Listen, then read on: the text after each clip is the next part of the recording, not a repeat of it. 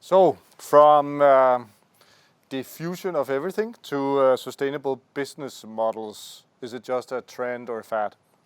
So, I'm super proud of being able to present Drew Propson as the next speaker from World Economic Forum. Drew's current work includes initiatives on the acceleration of AI and emerging technologies in financial services, opportunities at the intersection of financial services and new mobility, and the challenges and benefits of SME digitalization. Drew has additionally presented and authored work on fintech regulation and financial inclusion. So, really looking forward to your presentation, Drew. Welcome here, at least virtually in the lab, Copenhagen FinTech Lab, and I'll hand over the mic and the stage to you. Thank you.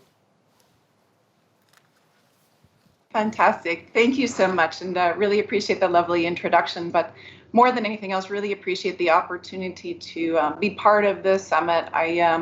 I feel like sustainability is such a very important topic, and it's really wonderful to see that linked to financial services. So glad that you're taking this up, and again, wonderful to be here. So thank you. I also wanted to say that I haven't been to Copenhagen in maybe a year or so, but it is definitely in one of my top 5 cities in the world that I have visited. So very sorry that I can't be there in person, as I'm sure that many are, but really happy to be here, at least virtually. So I am based in New York. Of course, I work for the World Economic Forum, and our headquarters is in Geneva. But I am based in New York, and so you may hear some, of course, we all are working from home, so you may hear some sirens in the background. I have a pigeon next to me who has clung to my window, so very New York environment. But with that, I'm excited to kind of jump into this topic a bit. Are sustainable business models just a trend? And of course, I'm looking at this from a bit more of an America's perspective, and I'm going to home in a little bit on some US particular events recently. And I don't want to be US centric because I know Americans are often accused of that, but I will just say that we know that the US is number 2 in terms of carbon emitters. So I think it's certainly understandable that we hold a larger responsibility in terms of turning things around. So I think that those comments and this focus on not just the US, but of course Canada and Latin America, but thinking in particular about what we're doing here is quite important. So with that, let's next slide, please. We'll go ahead and jump in. As we talk or we think about sustainable business models, and we try to answer this broader question or questions in terms of, critics may say that sustainable business models are just a trend, and what might be the arguments? Are they going to stay and change things, or maybe not? What's probably most important for us is to really think first and foremost about what do we mean by sustainability, or what do we mean by sustainable business models in particular.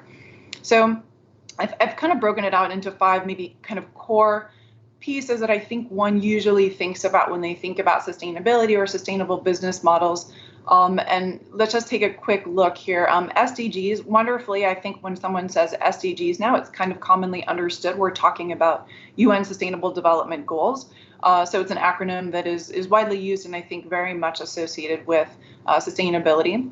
ESG or CSR, also again, another sort of well-known acronym here, really looking at 3 major components: environment, the social components, as well as governance. And then impact investing, very much linked to the previous 2, with real specific emphasis on the financing, the investing component. Profitability, this is a piece that I think is something that we see maybe when one is mentioning triple bottom line, or I've noticed a lot in conversations around financial inclusion, for example, at certain conferences or summits, that often, instead of saying profitable business model or profitable solution, one often says sustainable. And it's almost a bit of a euphemism here, I think. So I think we should maybe push a little bit more to bring this word back. I think profitability is not necessarily a bad thing. We certainly need it for any long-term solutions. And again, I guess this is showing my Americanness. I don't want to, we're sort of known for being overly capitalistic and, the whole greed is good phenomenon, but I'm not saying by any means that greed is good. I just don't think that profitability and greed necessarily go together. So hopefully we can bring back profitable and profitability in terms of sustainability as well. And then stakeholder capitalism, talk a little bit more about in a second, but just to say it's really nice to see that there's real emphasis on this rather than shareholder capitalism. And we've been seeing more and more of that.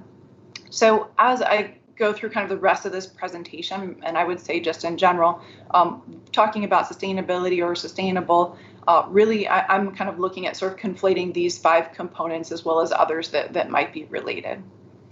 Next slide, please. Great. So with this, let's break it down a little bit and look at maybe if we're thinking about this as a debate in terms of are business models here to stay or maybe not so much. Thinking about the 2 sides of the argument, here are a few items really that call out, why business models really might be here to stay. And if we start in the middle here, looking at, again, from a regional perspective, we know that stakeholder capitalism was the dominant model pre-1970s. And then with the Friedman doctrine with the big article in 1970, we really sort of shifted more towards firms really needing to prioritize shareholder capitalism more than anything. That was sort of the ongoing understanding. Now we've seen that doesn't really work so well. We have a lot of inequities, and obviously climate change is an issue. So we're really swinging back much more towards the stakeholder capitalism model. And I think the attention that this has gotten has really been phenomenal lately, and hopefully shows that we're going in the right direction.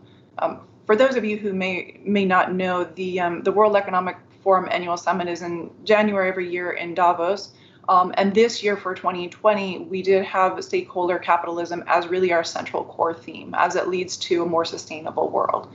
So nice to see that it's really, something that is important to multiple businesses and something that we try to capture then in our annual meeting. The second component here, very linked, is the Business Roundtable 2019 statement on the purpose of a corporation, which is really just a bit of a commitment towards saying, stakeholder capitalism is what we believe in and what we're going to be pushing for. This was signed by 181 U.S. corporations, very large corporations that, of course, work multinationally as well. So great to see that this commitment is there. On the left-hand side, if we take a look for a second at maybe more the impact investing side of things, we know that impact investing is oversubscribed, which is just a really wonderful indicator showing that business models are really going in this direction. I think a good statistic is perhaps in 2019, we know that $250 billion of green bonds were underwritten. This was over a 50% increase from the year prior. So we really see this going in a positive direction and increasing quite rapidly. To meet this excess demand, then of course our new financial products, which are surfacing, such as ESG ETFs and others. And then we know that previously I would say often sustainable investing was really thought to be more linked to charity, but now we're really seeing it as you certainly can expect returns. And good returns if you're doing sustainable investing. It's not something that one needs to necessarily give up, which certainly helps us see that we're moving in the positive direction. On the right-hand side, I think this summit is a very good, shows a good example of this, but just to say that sustainability is a topic that is really headlining industry conferences. So financial services, fantastic, absolutely should be there. But we're also seeing it in some of these really hard to abate industries. So oil and gas, for example, or travel and tourism. Some of these industries that are really high carbon emitters are really calling far more attention to this issue, which is just wonderful to see. And again, another pointer that hopefully we're moving in the right direction. Related to this, then, we've seen large investments in electric vehicles. Maybe some of you have been enjoying the Tesla ride lately with this stock price. But one thing, whether one is a Tesla fan or not, we can certainly agree to is that electric vehicles are certainly taking their place and becoming more and more prominent. So pushing in that direction, and then related to that is supportive regulation. So no car sales that are not EVs after 2035, for example, or 2040 in London. Building out the infrastructure more such that you can have more EVs is certainly something that we're seeing across the globe. And then another sort of off the wall maybe industry is just the success of meat alternatives that we've seen lately. And I think this is something that I really never thought I was going to see, a plant-based alternative burger in fast food restaurants. And this is something we're really seeing growing quite rapidly and is quite popular. So nice to see that there's real emphasis from the consumer on looking at how their eating habits are affecting climate change. Next slide. Good. So all this positivity, but let's take a look quickly at the other side of things. Why might business models soon be on their way out? Many indicators here, really. And for better or for worse, honestly, some of these are very much linked to the other argument of why things might be here to stay. So again, taking this regional perspective, if we look here in the middle, thinking about stakeholder capitalism, I mentioned this was the dominating model before the 1970s. Then we moved towards shareholder capitalism. Well, now moving back to stakeholder, perhaps this is just a pendulum and we're bound to at some point swing back. I think that's an argument that one could make. Very much linked to this as well, the Business Roundtable 2019 statement I mentioned. This is at the end of the day just a statement. So there are no hardcore tangible commitments linked to this in terms of what one needs to do as a company. It's just a commitment that one is signed on to. So hopefully the public will hold senior executives to account, but at the end of the day, it is just a statement. Related, we have the Paris Climate Agreement, or disagreement, if you will, where we know that for the most part, all countries have really been on board with this, including the US until fairly recently. And now there is significant conversation about the US pulling out of the agreement. Considering that we are the number 2 emitter of carbon emissions, I think that this is something that we would all agree probably is not so positive. And we can see that if the US is pulling out of this, certainly others may do so as well. On the left-hand side, really looking at metrics and the need to be measuring impact. And this can be for specifically towards impact investing, but for also just a company trying to demonstrate their sustainability. If we don't have consolidated definitions, standards, and metrics, which currently we don't, this is something that really then leads to greenwashing, or one can easily twist the numbers a little bit to show that they're maybe more, that they're having a social impact that they may or may not be having, but the consumer can't really tell. And so this is going to then lead to lost enthusiasm for where impact is not necessarily overtly demonstrated. One can't necessarily compare products and services and companies. On the right-hand side here, then, in terms of competitive pressures, this is something I would say, every year we see more and more competition. And certainly if one is seeing that one company or one country is not playing by the rules, maybe there will be an inclination to not play by the rules as well, or to be a little bit more lax in terms of one's sustainable goals. Climate change needs are certainly still not fully addressed, even though we do see the consequences of our inaction pretty well in your face. I think many of us have seen through COVID, through the pandemic, air quality improve, but we also have seen now, you've probably seen the images of the wildfires in the western US and now creeping up into Canada, certainly images of destruction from catastrophic storms that are increasing in the Caribbean. A few months ago, of course, we saw the wildfires as well in Australia. So this is affecting us on a day-to-day basis, and we're still not where we need to be. So I think it's just really important to kind of keep that in mind and be thoughtful about, this is really in our face and we're not quite there yet. What changes do we need to be making? Next slide, please. So with that, where are we going to land? We have the pros here, definitely sustainable business models are here to stay. And then we have the cons, maybe not so much. I would say, like all things in life, the reality is probably somewhere in the middle. So what might be a plausible scenario going forward from here? And I will say, I think that, sustainable business models probably will remain. I think there's a real strong case for that. And we'll see certain priorities surface though. So within this, I think in particular on the measurability, the metric side, that is something we're really going to see increasing in terms of people really looking for collaborative efforts. We've already seen many efforts on this, but this has been going on for decades. But I think there will be a real final push for everybody getting on the same page here, and we'll see increased standards and certifications then. And then I think, speaking to my earlier comments in terms of the having climate change in your face a bit, I think we'll really see that what is going to receive the most attention is what is most in our face and the most urgent global risks. For those who may not be aware, the World Economic Forum does put out an annual risk report, and this year launched in January of 2020 for the first year ever. Climate change and environmental issues were perceived as the top 5 risks in terms of likelihood. So certainly is front of mind for many, if not all. I think that, as I mentioned on the competitive dynamics, I think profitability will remain important and perhaps increasingly so. And the other piece here is I think technologies are really going to demonstrate that they offer so many new opportunities. And I do want to dig into the technology piece just for a few minutes then here as we begin to close. But I will say that, technologies, of course, here we have an image of an offshore wind farm. Technologies can play an important piece of every industry, but in particular with financial services, there's a real role for technologies to play. So let's take a quick look at that. Next slide, please. Good. Yeah. So looking to the future and the role of technology. One more slide. Great. So the forum has done a lot of research in terms of emerging technologies and what this means for financial services. And this is something we'll continue our research in this area.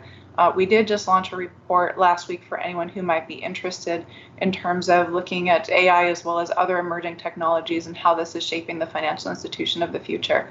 But from our years of research, just a few slides here. We'll say that when we first, kind of looked at artificial intelligence and its place in financial services, one of the things we thought about is there are so many, ongoing kind of definitions or articulations of what artificial intelligence is. But for us, it was really most important to be really thinking about what are the AI capabilities. So what can AI really do for us and augment what we can do as humans?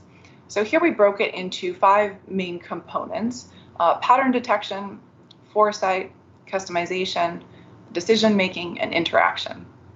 And with these 5, I think if we look at them particularly together, we can see that they really offer so many opportunities for enhancing, one, potentially access to financial products and services through increased data and data analytics, but also beyond that, really helping to tailor products and services specifically for the consumer. And this is really important as we look at financial inclusion. I know there have been a number of sessions, I believe, on financial inclusion, which is particularly exciting to see. It's a topic we need to continue talking about. But it's wonderful to see that, we're not talking about just the access component, but how do we develop products and services that are really so valuable for the end consumer that we're really increasing financial well-being, financial health. And this is for the, SME, it can be SME related, it can be, business related, but also for the individual. So a lot of potential there. Next slide, please. So as I mentioned, our recent report, one of the things that we've begun to look at is, AI and cloud are really important kind of core technologies, and these are not seen as sort of new investments for financial services firms right now. These are core investments in terms of where are you placing your bets for emerging technologies. But building off of that, there are a lot of other technologies that really are coming to maturity, and where are they playing a role in this larger tech conversation? And we began to see that they're really forming clusters that are quite interesting. So you're going to have AI and cloud at the core because you need to be able to have access to stored data and then, regularly, but then you also really need to be able to analyze that data very thoroughly such that you're getting new findings out of it. But from there, we're seeing just a lot of other opportunities in terms of thinking about embedded financial services and where you might be able to share data or data findings in a way that is very secure and really thoughtful in terms of consent and privacy. So there we're looking at cross-industry partnerships that are offering products and services that are tailored to the end consumer, but really at the moment of need or prior to the moment of need, without one needing to really look for them. So that can be quite valuable to have these embedded financial products and services. We're also noticing, of course, that as you have things like 5G, Internet of Things, task-specific hardware, I think AR, VR certainly, but just to be saying that there are really great ways to be getting more granular data and then being able to take this data and analyze it in a number of ways, helping to increase transparency, as well as just getting new insights that can lead to better offerings. So I'll just give maybe one quick use case here. So next slide, please. Yeah, so this is linking us back, so maybe moving beyond the financial inclusion side of things and going back to thinking a bit more about impact investing. One of the things that can be quite valuable is taking these new technologies and thinking about maybe if you have a manufacturing plant, for example, that you want to issue green bonds, thinking about how you can have sensors placed in such a way that you're really helping the investor with the visibility for your agreement in terms of the sustainability component. So you might have these sensors embedded and then linked to a blockchain or a smart contract. And then the investor can see these in almost real time and see if you're really following through on your sustainability commitments. And assuming everything goes as planned, then the investor gets their coupon at the end of this. But if things don't go as planned and there's a breach in agreement, say you're emitting too much or you're leaking certain chemicals into a stream, then there would be an increased coupon for the investor. So again, this really helps with transparency and accountability. And also, I think it really helps with aligning incentives. So we want to have a little bit of a carrot and a stick for moving in a sustainable direction. Next slide, please. Good. So wrapping up a bit here, just to say that I think we're really in a good place for this trend to continue for some time. So if we want to call it a trend or not, would really like to think that sustainable business models are more or less here to stay. I think what we're really going to see in terms of maybe our strongest arguments for this is that the demand from investors is really going to continue. We don't see that changing.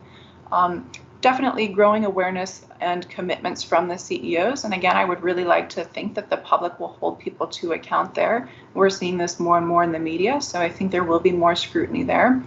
Scrutiny as well on impact and metrics, so very linked to the previous statement here. We're going to be seeing more of this published and ways to be able to look into greenwashing.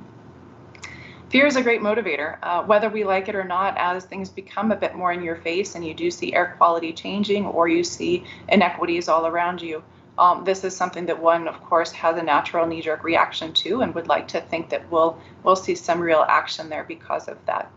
And then COVID is, of course, accelerating the technology agenda. We've heard this from others as well, but we've really seen that plans that were in place in terms of tech implementation or digital transformation that were meant to take years have really been condensed into months. And particularly in financial services, we've seen this, which is just really, I think, a fantastic step forward. So with that, I'll go ahead and conclude, and maybe just the last slide here. Good. And I wanted to say thank you again so much for having me. Really appreciate being part of this conversation. And I'll take a quick look in terms of to see if there have been any questions, and I'm happy to answer questions as well on the World Economic Forum if that's appropriate.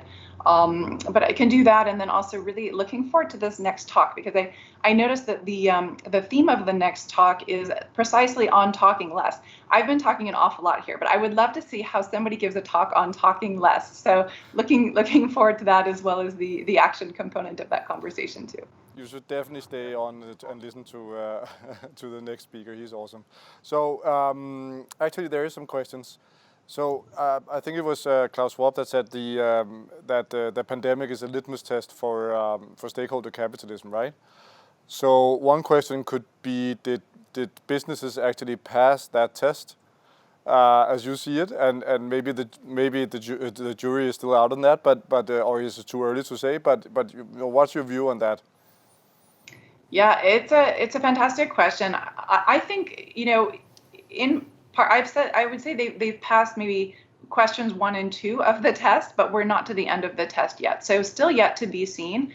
But I will say that we have seen just particularly, maybe some of our closed door conversations at the forum with the major industry players, we have seen genuine interest in coming up with solutions to not just the climate change side of things, but the inequity side of things. We have a number of initiatives going on at the forum, specifically related to financing the transition to net zero environment, to looking at, really just climate change in multiple industries, but also on, racial equity components, a lot of different items related to sustainability. And I've never seen so much enthusiasm from senior leadership of these large companies. So I think we're going in the right direction. But again, I think it will be about, whether we can have measurable, tangible impact, say a year from now. That will be really helpful for us to see. And maybe just saying a little bit, because I noticed you mentioned Milton Friedman. And it was actually Sunday last week. It was actually the 50 years from his for his article in New York Times, and we had a number of panels and discussions during this conference where some of the cynics pointed out that the sole purpose of a business is to make a profit. And it's an illusion to think that it's going to be different. And I know you just touched upon it in the other question also, but until we really see these hard trade-offs and these commitments that you talk about, is it anything more than just talk? Yeah, I mean, again, I think it is a great question, and one I think it's yet to be seen, right? I will say that I think, at the end of the day, profits are important, as I did mention, and that's definitely not going away. But I will say that profits at the expense of other very serious issues is not going to be accepted. I think, as we see these inequalities happening around us, it's certainly not something that people are standing for. And maybe, another sort of indicator of this is just the climate change marches last year before the pandemic, just to show so many people, willing to take the street and really call out some of these issues. Same thing with racial equity. I've never seen so many people, maybe France, everybody takes to the street no matter what. In the US, it's not so common. And to see so much really pressure from the public, I think will make our corporations go in the right direction there. At least I certainly hope so. We are certainly optimistic. Thank you so much, Drew. Hope you will stay on for the next session. And thank you so much for joining us. Thank you. And hope to see you in Copenhagen soon. Yes, I do too. Thank you. Thank you. Take care.